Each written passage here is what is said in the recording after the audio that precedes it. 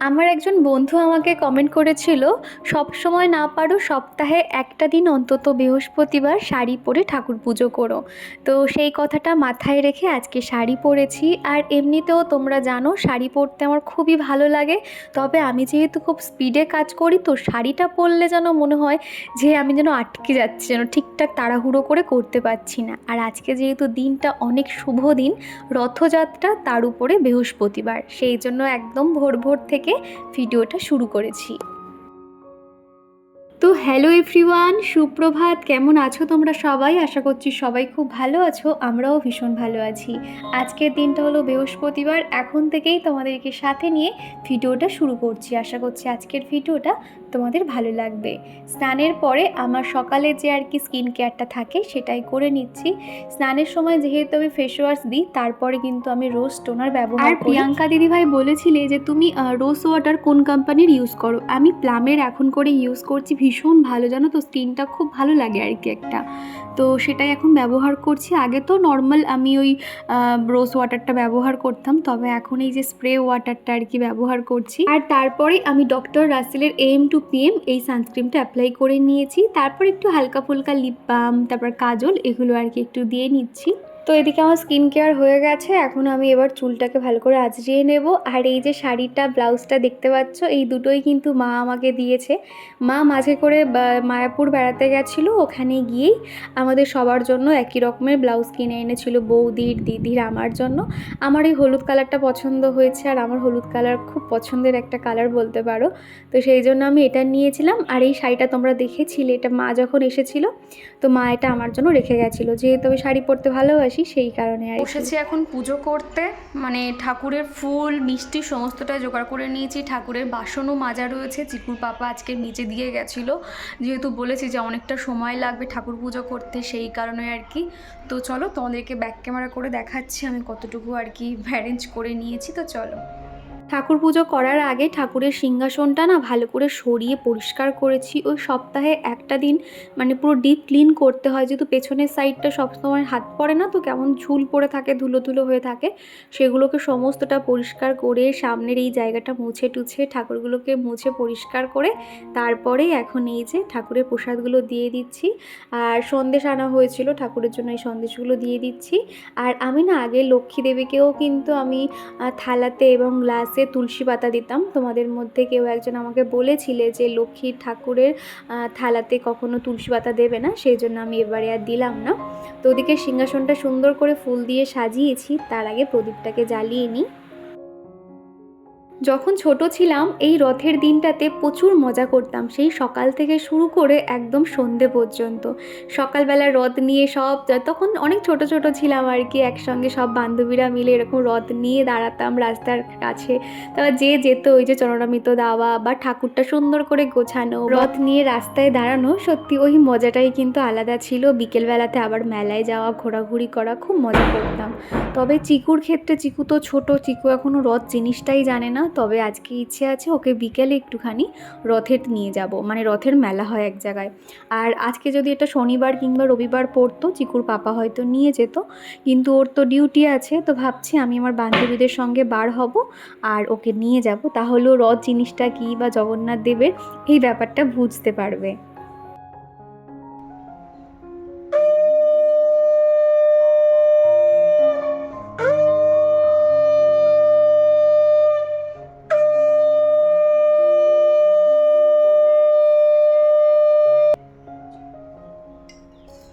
এখন যে আমি ভয়েস ওভার করতে বসেছি, বাইরে একটুখানি হাওয়া হচ্ছে, দরজা জানালাগুলো দুমদাম আওয়াজ হচ্ছে, তোমরা প্লিজ একটু ম্যানেজ করে নিও। তার কারণ আমাকে উঠতে গেলে সেগুলোকে এখন ভালো করে ছিটকে দিতে হবে, লক করতে হবে তারপরে।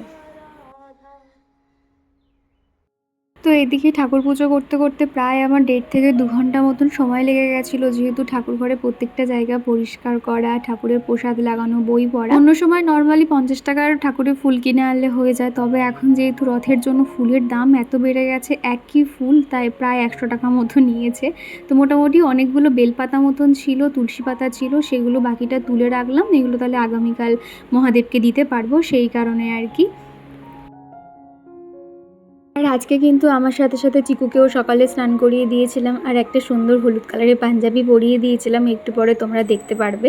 আর ও কিন্তু স্নান টান করে নতুন পাঞ্জাবি পরে, নতুন নয় মানে পরিষ্কার পাঞ্জাবি পরে সবাইকে ভিডিও কল করে শুভ রথযাত্রা জানিয়েছিল।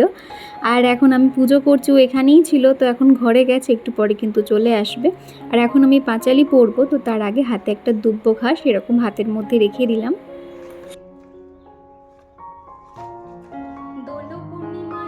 নির্মল আকাশ, ধীরে ধীরে বহিতেছে মলয় বাতাস। লক্ষ্মী দেবী বামে করি বসি নারায়ণ, করিতেছে নানা কথা সুখে আলাপন। হেন কালে বিনা নিয়ে আসি মুনিবর, নারায়ণের সাক্ষাতে কহিল বিস্তর। তারপর করো জোরে করিয়া প্রণতি, কহিল নারদ মুনি নারায়ণপতি। কহ মাতায় কেমনে তোমারও বিচার, চঞ্চলা চপলা প্রায় ফিরি দাঁড়ে দাঁড়। পলকের তরে আর এদিকে যে অগোছালো জামা কাপড়গুলো আছে, তোমরা প্লিজ এগুলোকে কেউ দেখো না, তার কারণ সকাল থেকে আমি উঠে আমার যেগুলো বেসিক কাজকর্ম ছিল সেগুলো সেরেছি। ঘরটরগুলো যেরকম আমি সুন্দর করে অর্গানাইজ করে রাখি, সাজিয়ে রাখি, সেটা আর করতে পারিনি। শুধু বারবার একটা কথাই মনে হচ্ছিল যে আমি যেন সকাল 10টার মধ্যে সমস্ত কাজকর্মগুলো করে ভালো করে ঠাকুর পুজোটা অন্তত করতে পারি। আর আজকের এই দিনটা কিন্তু আমি খুব ভালো করেই শুরু করেছি, তো সেই জন্য তোমরা দেখেছো রথের দিনকে আমি কোনো রকম ভিডিও পোস্ট করতে পারিনি, তোমাদেরকে একটা কমিউনিটি পোস্টের মাধ্যমে শেয়ার করেছিলাম। ঠাকুর পুজো দেওয়া হয়ে গেছে, আমি অফ ক্যামেরাতে সমস্ত জায়গা কিন্তু সুন্দর করে ফুল দিয়ে সাজিয়ে নিয়েছি। আর মহাদেবের দেখো আকন্দ ফুলটা দিয়ে কত সুন্দর লাগছে না?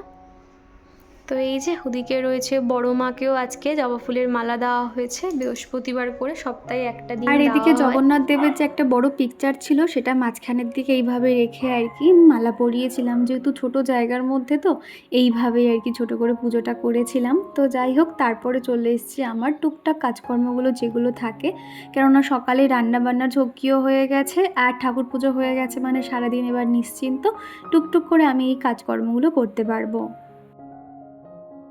আর এখন যেহেতু সেই সোমবার থেকে প্রায় 1 সপ্তাহ হতে চললো ওর এক্সামটা চলছে, তার জন্য না ওই স্কুলে যে কোনটা কি হবে, একটা এক্সাম ছোট হলেও ওদের তো অত প্রেশার নেই, তাও ওই যে মানে মায়েদের চিন্তা হয় যে ঠিকঠাক লিখতে পারবে তো, নাকি সাদা পৃষ্ঠা জমা দিয়ে চলে আসবে, এরকম মনে হয়। তো সেই জন্য ভেবেছি যে ওকে একটুখানি ভালো করে তো সময় দিচ্ছি এবং দেব। আর আজকের এই দিনটা তো ওকে সেভাবে মানে পড়তে বসায়নি, আগামীকাল মানে শুক্রবার যেহেতু ড্রয়িং রয়েছে, তো সেই জন্য অতটাও চাপ নেই। আমি এখন ওর মতন খেলাধুলো করছে, আর এদিকে আমি বিছানাটা পরিষ্কার করে নিচ্ছি। আর আমার কোনো একটা বন্ধু বলেছিলে যে তোমার এই বেডশিটের প্রিন্টটা খুব সুন্দর হয়েছে, থ্যাংক ইউ। এটা না নর্মালি ওই বাড়িতে যে দোকানদারগুলো আসে ওনাদের কাছ থেকেই নিয়েছিলাম, আর এটা কিন্তু সুতির নয়, খানিকটা ওই সিল্ক মেশানো, তো প্রিন্টটা সুন্দর লেগেছিলো বলে নিয়েছিলাম। তবে এটার সমস্যা কি, একটু সামনের দিকে ঝুলে আসে, বাচ্চারা যখন বিছানায় লাফালাফি করে দেখবে চাদরটা সামনের দিকে ঝুলে আসে, তো এটাই আর কি সমস্যা, তা নাহলে প্রিন্টটা কিন্তু খুব ভালো লাগে বেশ দেখতে। প্রায় 4-5 মাস পরে এরকম শাড়ি পরেছি, তো কাজ করতে একটু অসুবিধা হচ্ছিল, তবে ওই যে খুব ইচ্ছা হয় শাড়ি পরার। মাঝে যা গরম পড়েছিল সেই কদিন তো একটা দিনও শাড়িতে হাত দিইনি, আর এখন যেহেতু প্রায় বর্ষাকাল বলতে গেলে, সারাক্ষণ বৃষ্টি হচ্ছে, ঠান্ডা ঠান্ডা ওয়েদার, সেই জন্য শাড়িটা পরতে ইচ্ছে হয়েছিল। তবে কাজ করতে একটু প্রবলেম হচ্ছিল, মনে হচ্ছিল কতক্ষণে শাড়িটা চেঞ্জ করে নাইটি পরে নিয়ে ফটাফট কাজগুলো করতে থাকবো।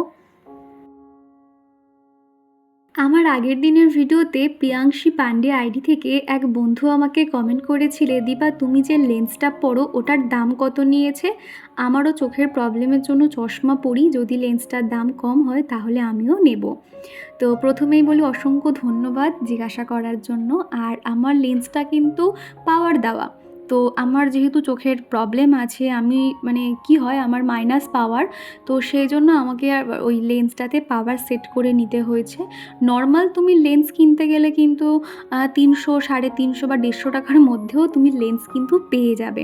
নাইকা থেকেও নিতে পারো, অনেক রকম সেট কালার পেয়ে যাবে, 6 রকম 7 রকম থাকে। আমার বান্ধবী রিসেন্ট আমার থেকে শুনেই কিনেছে নাইকা থেকে আর কি। বিয়ের আগে আমি নর্মাল কম দামের লেন্স ইউজ করেছিলাম, যেমন ধরো 300, 350 এমন এমনকি বিয়ের আগে আমি যখন মডেল হতাম, মানে আমার উপরে ব্রাইডাল সাজ হতো, তখন না আমার উপর মানে চোখে আর কি এরকম লেন্স দিত।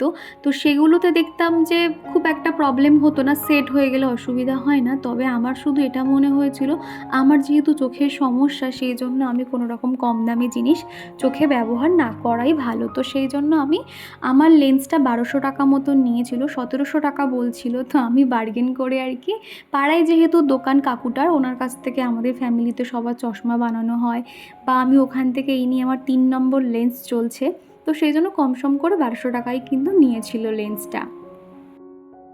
তো যাই হোক, তুমি জানতে চেয়েছিলে, বলে দিলাম আমি আমার মতন করে। আরও যদি কিছু জানার থাকে অবশ্যই কমেন্ট করবে, তাহলে আমি জানিয়ে দেবো। আর এদিকে শোকেসটাতে না কয়েকটা জামা কাপড় পুরো অগোছালো হয়েছিল। আসলে ছোট জায়গা তো, আমি নিজেই হয়তো একটা টান থেকে আরেকটা বেরিয়ে আসে, তাড়াহুড়োর সময় সেটাকে আর গুছিয়ে রাখার সময় পাই না। তবে এখন ভালো করে গুছিয়ে নিয়েছি। ছোট ছোট করে ভাঁজ করে রাখলে দেখতেও ভালো লাগে, আর ঘরটাও অতটা অগোছালো লাগে না। আর এদিকে গ্রিলগুলোও না আমি হালকা করে ডাস্টিং করে নিয়েছি। তোমাদের মধ্যে কেউ একজন আমাকে বলেছিলে বৃহস্পতিবার করে ঝুল ঝাড়বে না বা ঘর পরিষ্কার করবে না। দেখো, বৃহস্পতিবার করে ঘর ঝুল ঝাড়া উচিত নয়, যেহেতু মাকড়সারা যেহেতু একটা মানে ওরা জাল করে, ওটা ওদের ঘর, তো ঘর না ভাঙাই উচিত। আমি কি করি, আমার যেটা রেগুলার কাজ থাকে ডাস্টিংয়ের কাজ, সেটাই কিন্তু আমি সবসময় করে থাকি। আর এখন চলে এসেছি আমার ঠাকুর ঘরটাতে। জিনিসপত্রগুলো একটু অগোছালো হয়ে আছে। তোমরা তো সবসময় মানে গোছানো জিনিসপত্র দেখো, তবে আমি এখন করে একটু অগোছালো জিনিসপত্র তোমাদেরকে দেখাই, সেটা কিভাবে আমি গুছিয়ে রাখি। তাহলে তোমরাও বুঝবে যে শুধু তোমাদের ঘর একার অগোছালো হয় না, আমার ঘর বাড়িও কিন্তু অগোছালো হয়। তো ঠিক সেরকমই আর কি এই জায়গাটা ঠাকুরের জিনিসপত্র ছড়ানো ছিটানো ছিল, সেগুলোকে গুছিয়ে রাখছি। আর এদিকে দুটো চেয়ারের মধ্যে কুশানগুলোকে যেভাবে সাজিয়ে রাখি ঠিক সেইভাবেই রেখে দিচ্ছি। আর এই পেটিটার মধ্যে চিকুর বই খাতা বার করতে গিয়ে আমি একটা স্ট্রিপ লাইট পেয়েছি। আমার কিচেনটাতে ওই লাইটটা লাগানোর চেষ্টা করব, জানি না কতটুকু লাগাতে পারবো, যেহেতু টাইলসের উপরে কিচ্ছুটি থাকতে চায় না, সে যে কোনো আঠা লাগাও না কিংবা বোথ সাইড আঠা লাগাও, কিছুই থাকতে চায় না। তাও একবার চেষ্টা করব, কেননা আমার এরকম ছোট ছোট লাইট দিয়ে রুম ডেকোরেশন বলো কিংবা কিচেন ডেকোরেশন করতে খুব ভালো লাগে। তবে সেটা আর হয়ে ওঠে না। নিজেদের হলে নয় অন্যরকম ব্যবস্থা করতাম, তবে এটা তো নিজেদের নয়, তো এটাই আর কি অসুবিধা হয়ে যায়। সকাল থেকে মেঘলা ওয়েদার ছিল বলে আজকে স্নান করার সময় কোনো রকম জামা কাপড় আর কাচিনি, কেননা জানি শোকাতে চাইবে না, আর দেখবে জামা কাপড় ভেজা থাকলে খুব বাজে গন্ধ বার হয়। তো সেই জন্য আমি আর ভেজাইনি। তবে বেলার দিকে দেখলাম ভালোই বেশ ঝলমলে রোদ উঠেছে, তো সেটা দেখেই আর কি কয়েকটা জামা কাপড় ভিজিয়ে দিচ্ছি। ভাবছি দুপুরে খাওয়া দাওয়া হয়ে গেলে তখন কয়েকটা জামা কাপড় নয় কেচে দেবো, শুকিয়ে যাবে। এই বর্ষাকালটাতে এই একটাই সমস্যা, জামা কাপড় শোকাতে চায় না, আর না শোকালে কী যে মানে বাজে একটা গন্ধ বার হয়। সেই জন্য কমফোর্ট আনা হয়েছে। আর কমফোর্ট কিন্তু আমি এই নিয়ে দ্বিতীয়বার ব্যবহার করলাম। এত সুন্দর গন্ধটা না, জামা কাপড় শুকিয়ে যাওয়ার পরেও কিন্তু সেই সুন্দর গন্ধটা থাকে। স্নানের পরে কয়েকটা ধোয়া জামা কাপড় ছিল, সেগুলোকে এখন ভালো করে ধুয়ে নিচ্ছি, আর যেগুলোকে কাচতে হবে সেগুলোকে এখন ভিজিয়ে রেখে দিচ্ছি। আর আমার আগের ভিডিওতে স্নেহামণি আমাকে কমেন্ট করে জানিয়েছে আন্টি চিকু কেমন আছে। আজকের ভিডিওটা খুব ভালো লাগলো, আর তোমরা সবাই কেমন আছো। প্রথমেই বলি অনেক ভালোবাসা তোমার জন্য স্নেহামণি, আর আমরা সবাই খুব ভালো আছি। তোমার এই ছোট্ট ছোট্ট কমেন্টগুলো খুব ভালো লাগে। এখন এই যে ধোয়া জামা কাপড়গুলো মেলতে এসেছি, এই রোদ এই মেঘলা এরকম আর কি আকাশের ওয়েদার, তাও ভাবলাম মেলে দিই, ভিজে যায় যাবে, আর আমি আর উপরে আসবো না, বিরক্ত লাগে বলতে পারো। আর এখন আমার একটা বান্ধবী ফোন করেছিল বিকেলে ওই মেলায় যাওয়ার জন্য। তো আমি ওই সকাল থেকে যেহেতু উঠেছিলাম, খুব একটা এনার্জি হচ্ছিল না যাওয়ার, যেহেতু চিকুকে সকাল থেকে বলেছি তোকে মেলায় নিয়ে যাব, ও একটা আশায় রয়েছে, শুধুমাত্র ওর কথা ভেবেই কিন্তু বিকেলবেলা আবারও রেডি হয়ে বেরিয়েছিলাম। তো সেই জন্য সকাল থেকে কনস্ট্যান্ট আমি দুপুরে না বসে বিকেলের কিছু কাজগুলো সেগুলো কমপ্লিট করেই তারপরে ওকে নিয়ে আর কি মা ছেলেতে মিলে বেরিয়ে পড়েছিলাম রথের মেলাতে। সকালে যেহেতু আজকে নিরামিষ রান্নাবান্না করেছি, তার উপরে এদিকে একটু তাড়াহুড়ো ছিল বলে রান্নাঘরটা সেভাবে আর গোছানো হয়নি। এখন এই যে পরিষ্কার করে নিচ্ছি। বৃহস্পতিবার বলে যে নিরামিষ খাই এমনটা নয়, তবে কি জানো তো আজকে যেহেতু একটা শুভ দিন, সেই কারণে আর কি নিরামিষের ব্যবস্থা করেছিলাম। তবে রাত্রিবেলা কিন্তু আমার কিছু একটা বানিয়ে দিতে হবে ওদের জন্য, ডিমের ঝোল ঝাল কিছু একটা বানিয়ে দেবো। আর আর এদিকে এক ঝুড়ি বাসন ছিল সকাল থেকে, সেগুলোকে আর জায়গায় রাখতে পারিনি। এখন এই যে সাজিয়ে নিয়েছি, যেটা যেখানে থাকে ঝুড়িটাও রেখে দিয়েছি। আর এদিকে সেলফ কাউন্টারটা পরিষ্কার করে নেব। আগের ভিডিওতে প্রিয়াঙ্কা দিদিভাই আমাকে লিখেছে, তুমি লক্ষ্মী মেয়ে গো দীপা, তুমি রোজ টোনারের কোনটা ইউজ করো দেখিও, শ্রাবণ মাসের সোমবার কি তুমি জানিও, আর অনেক ভালোবাসা, তুমি নাইটে কি কি ক্রিম ইউজ করো। প্রথমে জানাই অসংখ্য ধন্যবাদ তোমাকে। আর কি জানো তো কতটা লক্ষ্মী জানি না, তবে আমি আমার সংসারটাকে অনেক ভালোবাসি, অনেক যত্ন পরিশ্রম দিয়ে আমি সারাক্ষণ গুছিয়ে রাখার চেষ্টা করি। আর শ্রাবণ মাস তো অবশ্যই করব। আর আমি প্লামের টোনারটা ব্যবহার করি, মানে রোজ টোনারটা। আর নাইটে মোটামুটি আমি 2টো ক্রিম 3টে ক্রিম অল্টারনেট ইউজ করি আর কি। একটা সিরাম আছে, তারপর তোমার অ্যান্টি এজিং ক্রিম আছে। তো মোটামুটি আমি পরের কোনো একটা ভিডিওতে আমার নাইট ক্রিমগুলো তোমাদেরকে দেখিয়ে দেবো। পূজা মণ্ডল আইডি থেকে এক বোনু আমাকে কমেন্ট করেছো, হ্যালো দিদিভাই, প্লিজ আমার কমেন্টে রিপ্লাই দিও। আমার মাথায় প্রচুর খুশকি হয়েছে, খুশকির জন্য প্রচণ্ড চুল পড়ছে।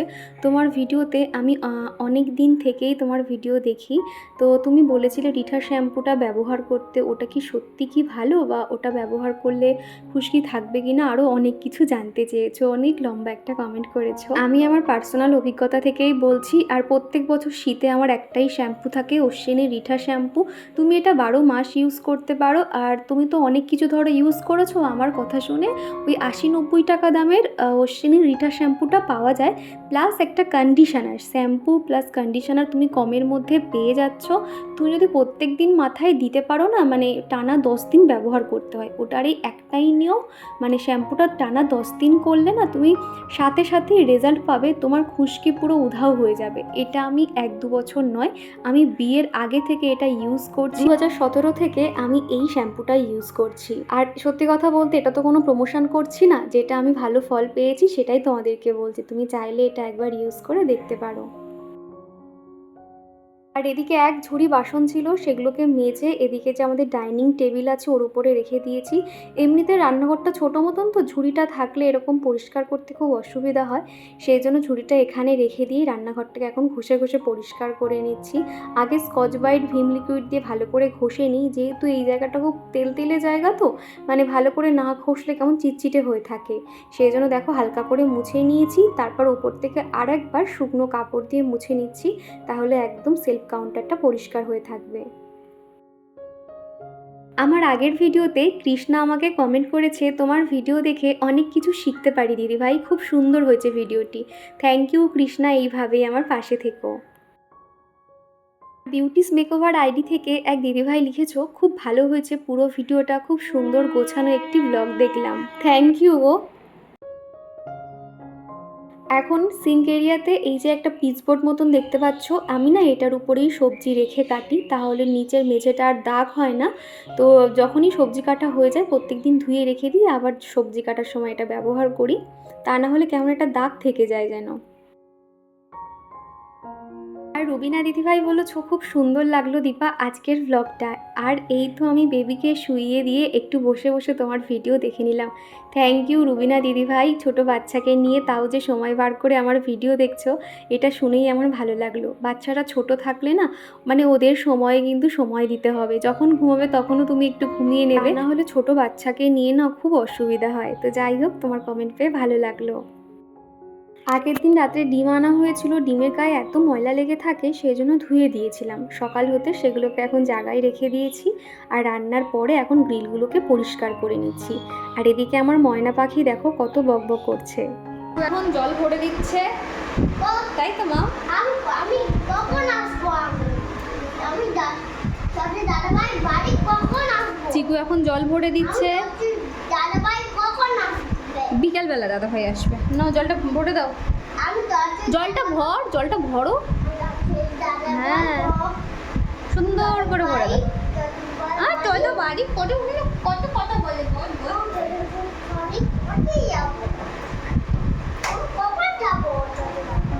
হ্যাঁ,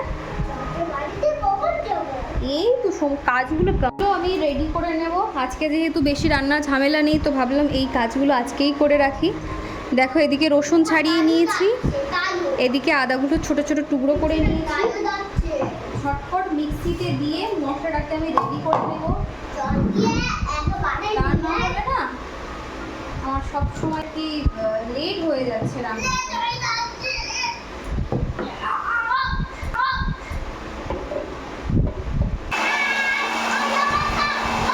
চিকুকে যেহেতু বলেছি বিকেলবেলা ওর তোজো দাদাভাই আসবে, বিকেলে আমরা মেলায় যাব, সেই জন্য সারাক্ষণ বকবক করছে, মা কখন যাব, দাদাভাই কখন আসবে, এরকম একটা এক্সাইটমেন্ট ওর মধ্যে রয়েছে। আর আমি তো ঝটপট যেরকম কাজগুলো করছি, ওকে আমি শুতে বললাম, ও কিন্তু শোয়নি। মানে বাচ্চাদের যেটা হয় আর কি, কোথাও একটা যাওয়ার কথা শুনলে ওদের ভীষণ আনন্দ হয়। এই যে কাজটা আমি এগিয়ে রাখছি, মোটামুটি আমার 7-8 দিন খুব ভালোভাবে আমার হয়ে যাবে। আর রান্নার সময় অত তাড়াহুড়োও করতে হয় না যে মশলা রেডি করতে হবে, শুধুমাত্র সবজি কাটতে হবে আর রান্নাতে দেওয়ার মতন একটু পেঁয়াজটা ছাড়িয়ে নিতে হবে, তাহলেই কিন্তু আমার রান্নার অত আর ঝক্কি থাকবে না।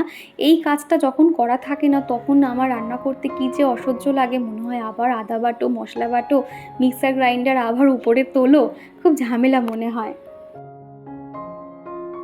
আদা রসুন বেশি দিনের জন্য স্টোর করতে চাইলে যেটা সবথেকে ইম্পর্টেন্ট, আগে তো জানতাম না, এখন আমি জানি, একটুখানি জল না দেওয়াই ভালো। তবে জল না দিলে তো মিহি পেস্ট হয় না, সামান্য জল দিতে হবে আর তার মধ্যে কিন্তু তেল দিতে হবে। আমি সর্ষের তেল ব্যবহার করি আর একদম মিহি করে পেস্ট করে নিই, আর যাতে গোটা গোটা না থাকে। আর চুমকি আমাকে বলেছো, দিদি ভাই আমার মেয়ের 8 মাস বয়স হয়েছে, কি খাওয়ালে ভালো হবে? অনেকে বলে ভাত খাওয়ালে পেট বড় হয়ে যায়, আমি জানি না দিদি ভাই, আমাকে একটু বলো। আমাদের চিকু যখন ছোট ছিল, আমি কি করতাম জানো তো, খিচুড়ি বানিয়ে দিতাম, সমস্ত রকম সবজি আর চালে ডালে সিদ্ধ করে দেবে, এটা কিন্তু খুব হেলদি খাবার। তো এই যে আমার সমস্ত কাজবাজ কমপ্লিট, এবার শুধু বাকি আছে খাওয়া দাওয়া। আর আজকে যেহেতু সকাল সকাল সমস্ত রান্নাবান্না আমি সেরে নিয়েছিলাম, আর আজকে যেহেতু নিরামিষ, ঝিঙে দিয়ে ডাল করেছি আর তার সঙ্গে আলু ভাতে করেছি। রাতে তো ওইটা করলে হবে না, কিছু একটা বানাতে হবে। তো বিকেলের দিকে আর কি একটু মেলা, মানে আমাদের বাড়ি থেকে খানিকটা দূর গেলে অনেক, হ্যাঁ অনেকটা মানে বড় একটা মেলা হয়, তো ওটা তো অনেকটা দূর, ছোট বাচ্চাকে নিয়ে পারবো না, সেই জন্য কাছেই একটা জায়গা ছোটখাটো মতন, মানে মেলা ঠিক নয়, ওখানে হয়, তো ভেবে আছি যাবো বলে। তো দেখা যাক কত দূর কি হয়। আর সেই জন্য আমি কনস্ট্যান্ট কাজ করে গেছি। আর কি জানো তো, অন্য সময় হলে তাও না ওকে নিয়ে যেতাম না, কিন্তু আজকে রথের দিন, ওরও গেলে ভালো লাগবে, সেই জন্য দেখো মানে আমাদের মানে চিকু এত কথা বলে, মানে ওর কথাগুলো তোমরা অনেকে পছন্দ করো, সেই জন্য আমি কিছু বলছি না। দেখো বক বক করছে। যাই হোক, চলো, কাজবাজ কমপ্লিট হয়ে গেছে, ফোনটা নিয়ে এসে আর ভাবছি আমি আজকে বিকেল বিকেল আর কি সন্ধ্যেটা দিয়ে নেবো, বৃহস্পতিবার যেহেতু, দিয়ে আর কি বার হবো, তা নাহলে ফিরতে ফিরতে রাত হয়ে যাবে। তো চলো এবার আমি শাড়িটা চেঞ্জ করে নেব, কেননা শাড়ি পরে কাজ করতে একটু অসুবিধা হয়, তাও ওই যে ভালো লাগে। তো চলো, একটু আগে বৃষ্টি হচ্ছিল আর এখন কত সুন্দর রোদ দেখো। চিকুকে ঘুম পাড়াই, দেখি ও ঘুমায় নাকি, মনে হয় তো ঘুমোবে না। এই যে দেখো বিছানাতে আমি ওকে ঘুম পাড়াবো বলে পর্দাগুলো দিয়ে দিয়েছিলাম, টেবিল পাখাটা এখানে দিয়েছি যাতে ও ভালো করে ঘুমোতে পারে, কিন্তু ও ঘুমোয়নি, মানে ঘুরে বেড়াচ্ছে। তো চলো একটু রেস্ট করি, বিকেলে যখন আবার বার হব তখন তোমাদের সঙ্গে আবার কথা বলছি। তো চলো, এই যে আমি রেডি হয়ে নিয়েছি, আর আজকে এত গরম লাগছে, আর সকাল থেকে যেহেতু ভালো আছে, জিজ্ঞেস করো তো। হাই বন্ধুরা, কেমন আছো? তুমি ভালো আছো? চিকু শিখে গেছে। তো যাই হোক, এবার আমরা বার হব, আর অলরেডি বাইরে রোদও রয়েছে, বৃষ্টিও হচ্ছে। তো ভাবলাম এই গরমের মধ্যে ওই একটা গেঞ্জি আর জিন্স পরে নিয়েছি। তো চলো ঝটপট বার হই। আর আমি তো সবসময় টিপ পরি, তো তোমরা আমাকে টিপ ছাড়া কখনোই দেখবে না। আর জিন্স টপ পরলে তো টিপটা একদমই মানায় না, টিপটা খুলে রেখেছে, তাই মনে হয় কেমন কেমন লাগছে।